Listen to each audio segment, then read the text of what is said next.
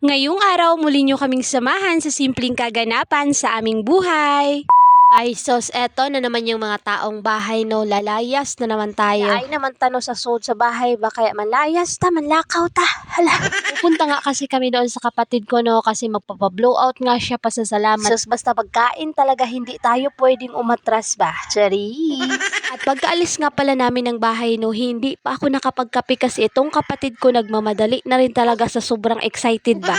Uy, sa pagmamadali no, ilang minuto rin talaga ang hinintay namin bago rin bumiyahe yung sasakyan namin. Hindi rin talaga maganda yung epekto ng excited no kay kinakalasan talaga ta. At ayan, babiyahe na nga rin kami no papunta nga ang Lawang at itong si Kuya mabuti nga at behave nga siya. Ilang minuto nga rin no, nakarating na nga rin kami ng Lawang. At pagkababa nga namin no, sumakay nga rin kami agad ng tricycle. Partner nga pala ng kapatid ko no, yung may-ari nga nitong tricycle kaya nakalibre na naman nga kami sa pamasahe. So sino ba naman kasi hindi kaganahan kapag ganito ba? Anyways, thank you so much kasi nabusog kami. Karating nga namin doon no, etong kapatid ko bumanat na nga rin agad sa kantahan ba. Ang totoo talaga niyan, mas nauna pa ako dyan kumanta, hindi ko lang talaga na videohan ba. Sus, nagsilabasan rin talaga yung talent namin sa pagkanta. Yung mga anak ko no, yung talent nila pagsayaw, eto ako pagkanta kahit gusaw pa yan.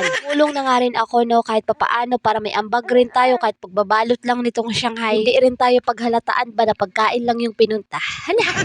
Video na nga rin ako no para may i-vlog din ako sa inyo, makita nyo yung update sa buhay ko ba. Siyempre habang nagbabalot nga kami ng Shanghai no, hindi rin talaga mawawala yung mga istorya-istorya ba. Ay sus, lahat nga kami dito no, may kanya-kanyang ginagawa talaga at eto sila naglalaban ng kanilang mga labahing damit. Isiyan nga pala no, handun nga sa kapatid ko, pinabantayan ko nga lang muna at si kuya naman andun pabalik-balik din talaga sa tindahan ng kapatid ko. Hirap talagang isama ng anak no, lalo na't makapurdoy talaga sa tindahan, pati kwarta nato ani huwad tanan.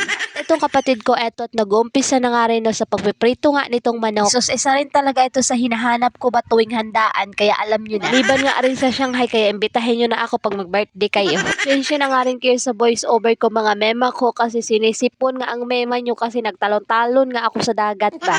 The best din naman talaga itong luto nga ng kapatid kong spaghetti kasi ang sarap, walang halong eme. Kasi malabnaw yung sauce niya nung manatok. Ewan ko kung anong Tagalog ng manatok. Uy, nahirapan na rin talaga ako sa kalisod ba magtagalog.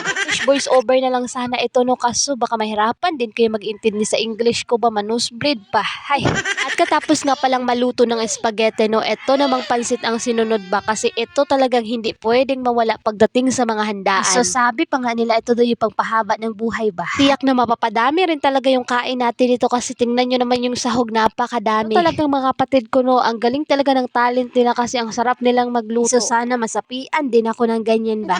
Katapos nga pala ng pansit no, yung sinunod nga nila niyang prituhin yung Shanghai, hindi ko na rin naipakita kasi nga full storage na rin talaga yung cellphone ko. Siya, hintayin nyo na lang yung part 2 yung kumakain na ako.